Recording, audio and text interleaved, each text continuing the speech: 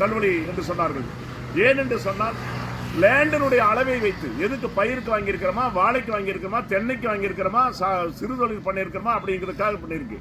இதை விட்டு போட்டு ஏக்கரானுடைய அமௌண்ட்ஸ் ரேட்டை மட்டும் போட்டு 1,00,000 தள்ளுறேன், 76,000 நான் 10,000 தள்ளுறேங்கிறது ஒரு முட்டாள்தனமான ஒரு மாநிலத்தினுடைய நிதி செக்ரட்டரி சொல்லக்கூடிய ஒரு செயலை தமிழக அரசு கேட்டு இதை மறுபரிசீலனை செய்ய வேண்டும். உடனடியாக நீங்கள் முதல்வர் அவர்கள் இதில் தனி கவனம் செலுத்தி உடனடியாக இந்த நடவடிக்கை எடுப்பதற்கு நீங்கள் எல்லாத்தையும் பேசிய ஒரு ஹெக்டர் சிறு விவசாயி பெரு விவசாயி என்பதை முழுக்கடன் தள்ளுபடி பண்ணிவிட்டு பெரு விவசாயிகளுக்கு 50% முறையான தள்ளுபடி பண்ணி கொடுத்தால் உடனடியாக கொடுக்கலாம். ரிசர்வ் பேங்க் என்று சொல்வார்கள். ரிசர்வ் பேங்க் மாநிலத்தினுடைய முதலமைச்சர், மாநிலத்தினுடைய நிதியமைச்சர், அங்கு உட்கார்ந்து இருக்கிற செக்ரட்டரியும் பிரதம மந்திரியும் நம்ம நாட்டினுடைய பிரதமர், நம்ம நாட்டினுடைய நிதியமைச்சர் உடனடியாக டெல்லிக்கு புறப்பட்டு போய் இதை நாங்கள் செய்ய வேண்டிய இடத்துல தமிழகத்திலே வறட்சி இருந்து கொண்டிருக்கிறது, நாடு பூரா இன்னைக்கு விவசாயிகள் பாதித்துக் கொண்டிருக்கிறார்கள், நீங்கள் இதுக்கு டைம் கொடுக்க வேண்டும் என்று சொன்னால் மத்திய அரசுடைய கட்டுப்பாட்டிலே ரிசர்வ் பேங்க் இருந்து கொண்டிருக்கிறது, ஏன் தள்ள முடியாது என்பதை விவாதமாக நடந்து கொண்டிருக்கிறது. இதை மறுவசூலை செய்ய வேண்டும். முதல்வர் அவர்கள் தனி கவனமாக இதை எடுத்துக்கொள்ள வேண்டும். ஏன்னா உட்கார்ந்து நாம் பேசுறோம் அப்படிங்கறதெல்லாம் கிடையாது. எத்தனை லட்சம் விவசாயிகள் இன்னைக்கு பாதிக்கிறாங்க. ஒரு கிராமத்தில் 100 விவசாயி இருக்கிறார்கள் என்று சொன்னால் 15 விவசாயிக்கு தான் கடன் தள்ளுபடி வருது. மற்ற விவசாயி கடன் தள்ளுபடி வரதில்லை. நீங்க லிஸ்டே போடுங்க. ஏன் அப்படி பிரிக்கிறீங்க?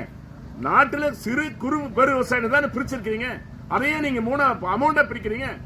அமௌண்டா பிரிச்சு நீங்க பெரிய விவசாயி ஒரு மாதிரி பெரு விவசாயி தனியா பிரிக்கிறீங்களா? அப்போ குறு விவசாயி தனியா பிரிச்சுக்கிறீங்களா? வெறும் 10,000 ஒரு மாடு வாங்க 70,000 வருது.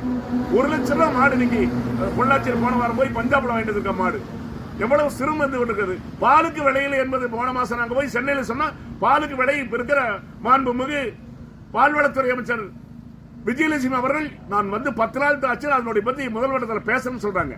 எவ்வளவு கஷ்டங்கள் இருந்து கொண்டிருக்கிறது. இந்த நிகழ்வு நடக்காமல் இருப்பதற்கு மாநிலத்தினுடைய முதல்வர் அவர்களும் மத்தியிலே சொல்லி இதை டைம் வாங்கி கொடுத்து உடனடியாக ரத்து செய்ய வேண்டும்.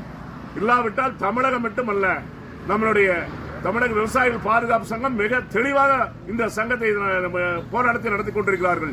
அந்த சங்கத்தோடு நாங்களும் எல்லோரும் சேர்ந்து தமிழக விவசாயிகள் முதலமைச்சருக்கு அவப்பெயர் உண்டாக்க வேண்டாம் என்பதுதான் எங்களுடைய கொள்கை.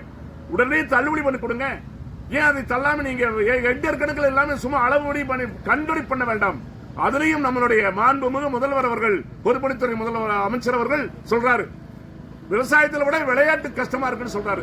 எவ்வளவு கேவலமான நிலைக்கு நாம் தள்ளப்படுகிறோம். இது தப்பான ஒரு நிகழ்வு.